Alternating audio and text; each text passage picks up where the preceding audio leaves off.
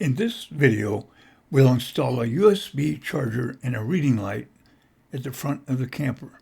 As it turned out, this mini-mod addressed 4 minor inconveniences that we always thought would be nice to address. For example, it would be nice if there was a USB port closer to the bed so I didn't have to use a portable charger or string a long USB cord from the other end of the camper. It would be nice if there was a reading light down by the table where you didn't have to stand up to reach the light on the ceiling. It would be nice if I could easily see the battery voltage without getting up and then bending over because I mounted the voltage monitor 18 inches above the floor. I know, my fault, but it was the easiest place to put it at the time.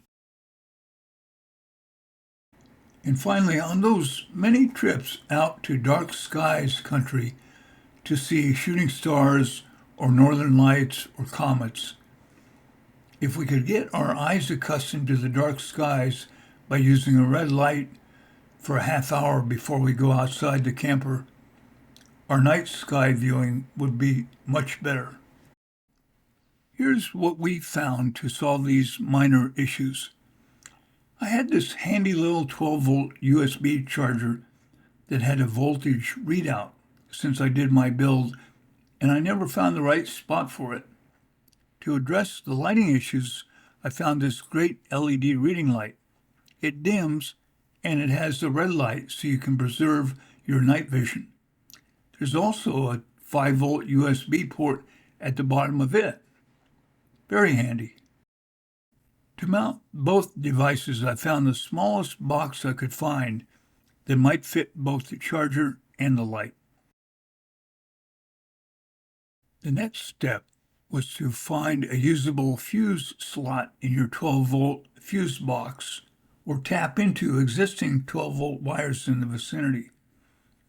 I found these little add-a-circuit fuse taps for another project, and they work great for adding a circuit if your 12-volt fuse box is maxed out.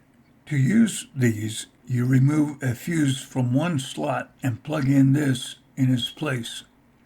Notice it has slots for 2 fuses and 1 positive red wire coming out of it. One pair of the slots is for the fuse you pulled out to restore that original circuit, and the other pair of slots is for the new circuit. So for your new circuit, attach one wire, preferably black, to the 12-volt negative strip in your electrical compartment, and attach your positive wire to the red wire coming out of the fuse tap. And that's it. Really pretty easy. Here's what the installed fuse tap looks like with a 10 amp and 15 amp fuse in it.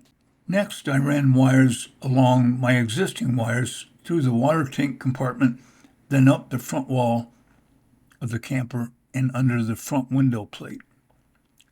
The front window curtain does a nice job of hiding what little wires still show. And here is the final mod.